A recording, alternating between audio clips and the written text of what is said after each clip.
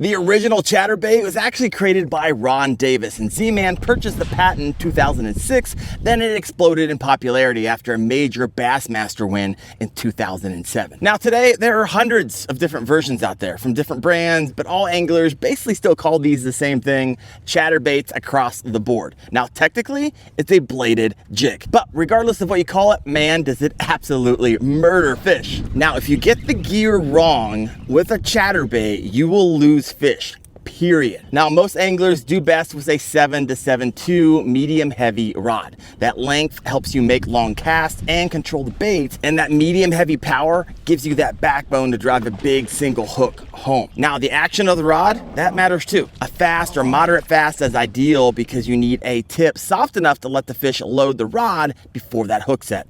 And if you're new to chatterbaits, start with a 7-foot medium heavy. It's the safest, most versatile choice. Now, this is a big hook that you'll need to drive past the barb, and this rod setup is what you'll need, or you'll be asking yourself, why am I losing fish all the time? So now let's talk about the reel. Now, the sweet spot for a chatterbait fishing reel is a 7:1 gear ratio bait caster. And why? Because this bait is all about retrieve control. You need to be able to speed up, slow down, and quickly pick up slack when a fish hits. Now, will you get some anglers that go faster? Yes, but that 7 speed range is widely considered the best all-around option. Now let's talk about the line. That choice is really going to change based on cover. Now let me explain.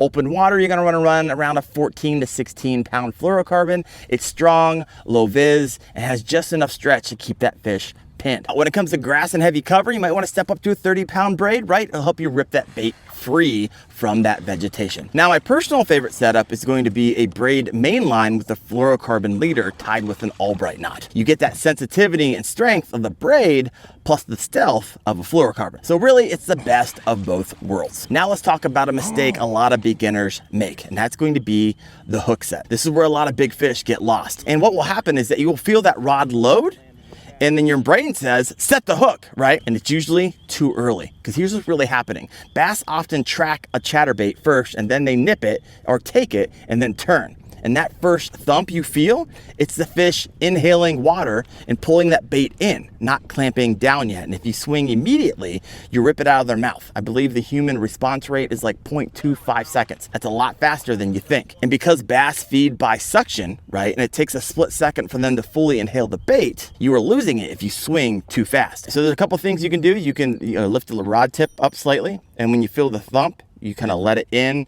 reel down, then do that sweeping hook set. Sometimes you might even give like a micro pause, give them one extra heartbeat, then hook set. You will land way more bass. Trust me. Now, the retrieve styles. This is the beauty of the chatterbait, right? It's one of the most versatile moving baits, specifically because they can be fished at multiple depths and speeds. One of the ways you could burn it just under the surface, right? This is widely recommended in warm water over grass flats, fast retrieves, keep the bait high in the water column, and trigger reaction bite. This is the standard chatterbait technique used by tournament anglers and just weekend warriors like you and me. Next, you can slow roll in mid-water. This is one of the most common retrieves, right? Slow rolling keeps the blade vibrating while maintaining depth control, and doing this is frequently recommended for cooler water or pressured bass. Third, you can crawl it along the bottom. You can treat the bladed jig like a crankbait or a jig hybrid and grind it near the bottom. And this is especially common in cooler water or around wood or rock. Then you have the yo-yo retrieve, right? This one can be deadly, but slept on technique. Anglers often hop or lift or drag their chatterbaits to trigger those reaction strikes. Bottom line, all these retrieves are wildly effective. And next up, the grass trick, right? This is where the magic happens. Here's another thing you need to know. When you are in a grass lake, chatterbaits absolutely shine in grass. Submerged grass, grass edges, grass flats. This is prime ambush territory for bass. Now, this is how you fish it the right way. Cast it over the submerged grass, right, where there's still a little water above the top of the vegetation, and your goal is to feel the bait ticking the top of the grass. That's important. Contact with grass actually helps trigger bites. Now, here's where a lot of beginners actually mess up. When that bait gets stuck or hung up in the grass, they think that cast is ruined. No, that is the moment, right? Experienced anglers will intentionally work a chatterbait into vegetation, let it hang for a split second, and then snap the rod tip to rip it free. And they do this because that sudden burst of speed and that vibration change creates an erratic movement that triggers reaction bites, right? The same reason square bill crankbaits get crushed when they deflect off of cover. So you don't want to avoid the grass, you want to use the grass to your advantage. Tick it, hang it, rip it free. That's where a lot of chatterbait bites will actually happen for you. Now, really quick, I am in my Bonafide RVR 119, and I want to pause for a second for my kayak anglers. If you fish from a kayak, you need to know about KFAS, Kayak Fishing Advanced Safety Training. It's an online safety course that we created to help you stay safe, fish longer, and make smarter decisions on the water, because the more confident you are out there, the more time you will spend fishing. So head over to kfast.co and earn your certification today. Now let's talk about chatterbait trailers. These guys right here. Now, when it comes to trailers, you really don't need to stress about it a whole lot. They mainly change profile, lift, vibration, and anglers rotate them based on forage and water temp and cover. I usually will be using some type of Z-Man trailer, right? I like the chatter shads, I like the razor shads, and I like the chatter spikes. So when it comes to warm water, I like using the chatter spike, right? And I do this because it's gonna create less drag and let that bait run deeper and mimic shad really well when the fish are pressured or feeding on bait fish. You can always sell it to Z-Man lures because these things stretch really well. Now, on bluegill or bait fish lakes, I like using the Z-Man chatter shad. And I believe that's what I have hooked up right here. This is extremely popular chatterbait trailer because they create a realistic bait fish profile and pair perfectly with a lot of the bladed jigs. Now, if you need more vibration and dirty water, you can use a paddle tail swim bait. Those are going to add that extra thump and that lift and that presence to help fish find the bait. So here's a couple quick tips for you. One, if you're going to be fishing in heavy grass, heavy vegetation, you're going to want a streamlined trailer, right? It's not going to caught up. Now, those bulky trailers are going to collect more grass. Those slim trailers are going to slip through the vegetation and let you rip